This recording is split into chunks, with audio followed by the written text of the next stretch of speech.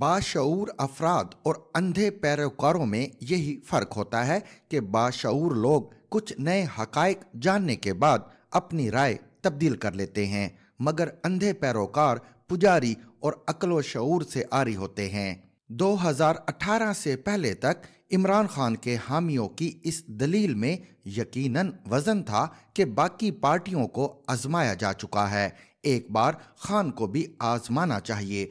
फिर उनका पौने 4 साल का दौरे हुक्मरानी भी कौम ने देख लिया। अब उस दौर की शानदार कारकर्दगी के बाद वो दोबारा वही बाबरकत दौर वापस लाकर अवाम पर मुसल्लत करना चाहते हैं, तो ये उनकी दीदा दिलेरी है। आखिर वो दूध और शहद की कौन सी नहरें थीं जिनसे वो कौम को दोबारा फैज़याब करना चाहते हैं? इस हकीकत को कौन झुटला सकता कि इमरान खान 4 सालों में कोई मेगा प्रोजेक्ट शुरू ना कर सके और उन्होंने पुलिस, रेवेन्यू और अदलिया समेत किसी इदारे के बोसीदा निज़ाम को बदलने के लिए मामूली सी कोशिश भी ना की। चलें अभी इसे रहने दें। 3 बड़े सेक्टरों मईशत, गवर्नेंस और खारजा अमूर में उनकी कारकर्दगी का जायजा लेते हैं। इमरान खान के हामी अपने दिलो दिमाग से तासुब का गुबार झाड़ कर बताएं कि उस दौर में डॉलर की उड़ान कभी रुक सकी? क्या कभी पेट्रोल की रफ्तार कम हुई? डॉलर और पेट्रोल जब आसमान की बुलंदियों को छूने लगे तो हर चीज़ की कीमत को आग लग गई। रोज़मर्रा की अशिया पर हाथ डालते हुए गरीब ही नहीं, मिडिल क्लास के भी हाथ जलने लगे। 55 रुपए किलो वाली चीनी 100 से ऊपर चली गई और घी और आटा भी आम आदमी की पहुंच से बाहर होने लगा। किसानों की ज़बू हाली यहाँ तक पहुंच गई कि नवाज दौर में 2500 रुपए वाली DAP खाद 10,000 से ऊपर चली गई और यूरिया मार्केट से ही गायब हो गई। उस दौर की नाकाबिले बर्दाश्त महंगाई का नतीजा ये निकला था कि बूढ़ों ने हाथ और ख़वातीन ने झोलियां उठा लीं और हुकूमत और वज़ीर आज़म को बद्दुआएं देने लगे। यही वजह है कि PTI के हामी मार्च 2022 तक यही कहते थे कि आइंदा इलेक्शन में कोई शख्स PTI का टिकट लेने के लिए तैयार नहीं होगा। उन दिनों पंजाब में जितने भी ज़िमनी इलेक्शन हुए उनमें हुक्मरान जमात को तमाम तर हुकूमती इमदाद और हरबों के बावजूद शिकस्त हुई।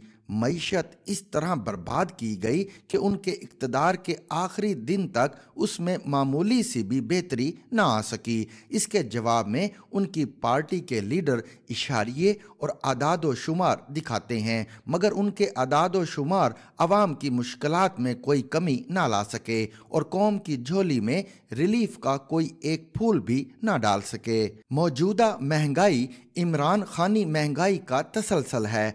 अवाम की वो बिलबिलाहट और बद्दुआएं अभी भी कानों में गूंजती हैं। इमरान काबीना के एक नेक नाम वजीर पिछले दिनों एक शादी की तकरीब में मेरे साथ बैठ गए। अपने लीडर की अहलियत और इस्तादाद के बारे में ये बताकर उन्होंने भी इस बात की तस्दीक कर दी कि हुकूमत मिलने के 7-8 माह बाद कुछ सीनियर हुक्काम ने इस्टेब्लिशमेंट को बताया कि आपके पसंदीदा प्राइम मिनिस्टर साहब हुकूमती अमूर के बारे में कुछ भी नहीं जानते। उनकी ट्रेनिंग कराएं क्योंकि अमूरे ममलिकत बिल्कुल ठप होकर रह गए हैं। रोज़ाना 2.5 घंटे वर्जिश करने वाले आलमी सतह के खिलाड़ी की ज़हनी सलाहियतों के बारे में मुझे कभी भी खुशगुमानी नहीं रही। इस सतह का खिलाड़ी ना कभी अच्छा हुक्मरान साबित हुआ है और ना हो सकता है। गवर्नेंस मेरा अपना फील्ड है। इमरान खान ने जितनी बुरी कारकर्दगी का मुजाहरा इस फील्ड में किया 70 साल में किसी और सियासतदान ने नहीं किया होगा।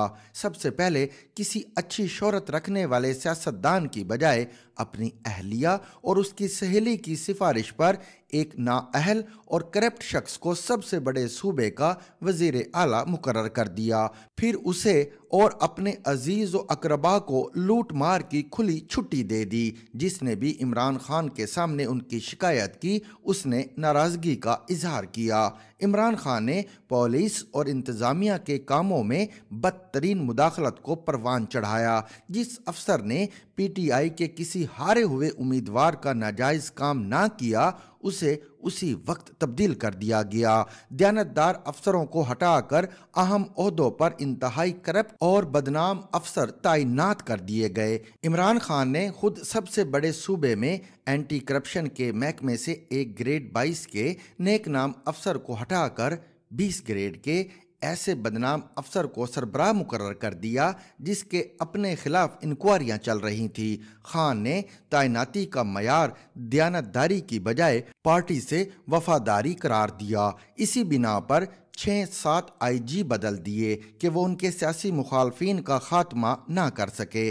اداروں کی اصلاح یا بہتری عمران خان کی ترجیحات میں ہی نہیں تھی، ان کا ایک ہی ہدف تھا، اپنے سیاسی مخالفین کو کچلنا، اور اس کے لیے سرکاری مشینری کا بے دریغ استعمال کیا گیا۔ جس بدنام افسر نے جا کر کہہ دیا میں نون لیگ کو ختم کر دوں گا، فوری طور پر اسے لاہور یا پنجاب پولیس کا سربراہ مقرر کر دیا۔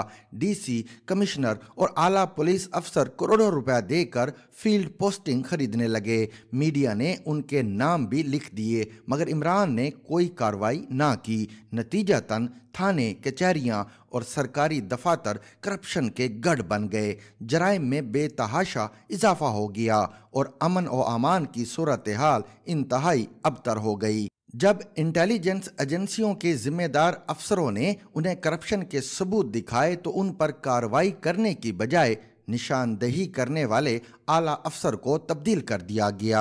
عمران نے اپنے عمل سے ثابت کیا کہ وہ قانون کی حکمرانی، رول آف لا پر بالکل یقین نہیں رکھتا۔ وہ ایکویلٹی بیفور لا یعنی ہر شخص پر قانون کے یکساں اطلاق کے بھی خلاف ہے۔ اس نے ثابت کیا کہ احتساب سے اس کی مراد صرف یہ ہے کہ اس کے سارے ناقدین کو جیلوں میں بند کر دیا جائے، سوال اٹھانے والے چینلوں اور صحافیوں پر پابندی عائد کر دی جائے اور ملک میں ہٹلر کی طرح ایک پارٹی کی حکمرانی اور فاشزم کا راج ہو۔ اس وقت بھی پنجاب میں عمران خان کی حکومت ہے جو بدترین گورننس کا شاہکار ہے۔ پنجاب کے حالیہ حکمران انصاف اور میرٹ کو پامال کر رہے ہیں۔ باخبر صحافیوں کے بقول پنجاب میں 5 مہینوں میں اتنا کچھ ہوا ہے کہ دوسرے کرپٹ حکمران 30 سالوں میں نہ کر سکے، مگر عمران خان کو ان کی گورننس پر کوئی اعتراض نہیں۔ وہ صرف اس بات پر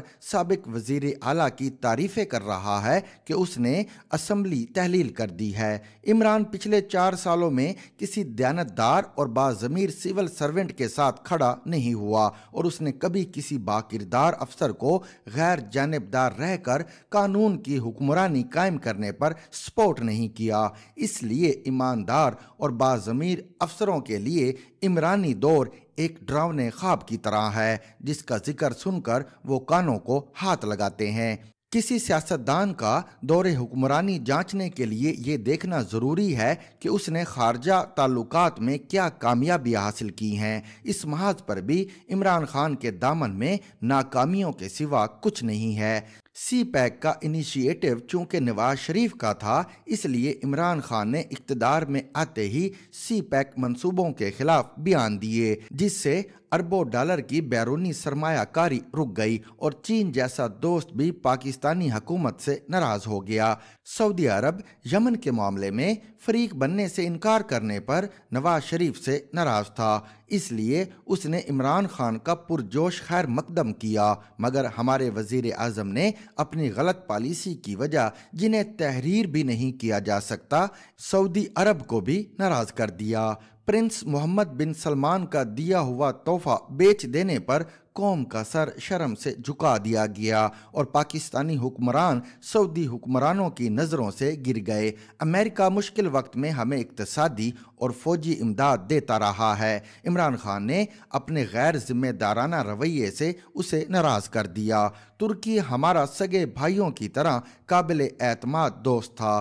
عمران خان طیب اردوان اور ڈاکٹر مہاتیر کو اپنا آئیڈیل قرار دیتا تھا۔ دونوں رہنماؤں کے ساتھ مل کر اس نے پریس کانفرنس کی اور بڑے بلند و بانگ عزائم کا اظہار کیا، مگر پھر دباؤ برداشت نہ کر سکا اور ہمیشہ کی طرح اپنے عہد سے مکر گیا، اور اس طرح اس نے ترکی اور ملائیشیا کا اعتماد بھی کھو دیا۔ اس کے اقتدار کے آخری مہینوں میں صورتحال یہ تھی کہ پوری دنیا کا کوئی ایک ملک بھی ایسا نہیں تھا جو پاکستان کے ساتھ کھڑا ہوتا۔ عمران خان نے اپنی نااہلیوں اور غیر ذمہ دارانہ بیانات اور حرکتوں سے تمام دوستوں کو ناراض کر کے پاکستان کو تنہا کر دیا تھا۔ عمران خان نے اس ملک اور قوم کے ساتھ سب سے بڑا ظلم یہ کیا کہ قوم کو تقسیم کر کے سیاست میں نفرت اور تشدد کا زہر گھول دیا اور نئی نسل سے اعلیٰ اقدار اور اچھے اخلاق کا جوہر چھین کر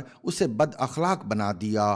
عمران خان چاہتے ہیں کہ عوام ایک دفعہ ڈسے جانے کے بعد پھر اپنا ہاتھ اسی سوراخ میں ڈال دیں، مگر اہل دانش کا کہنا ہے کہ دوسری بار کا ڈنگ مہلک ثابت ہوتا ہے۔ کیا پاکستانی قوم دوبارہ ڈسے جانے اور ایک زہر آلود کلہاڑی سے خود اپنے ہاتھ اور پاؤں کاٹنے کے لیے تیار ہو جائے گی؟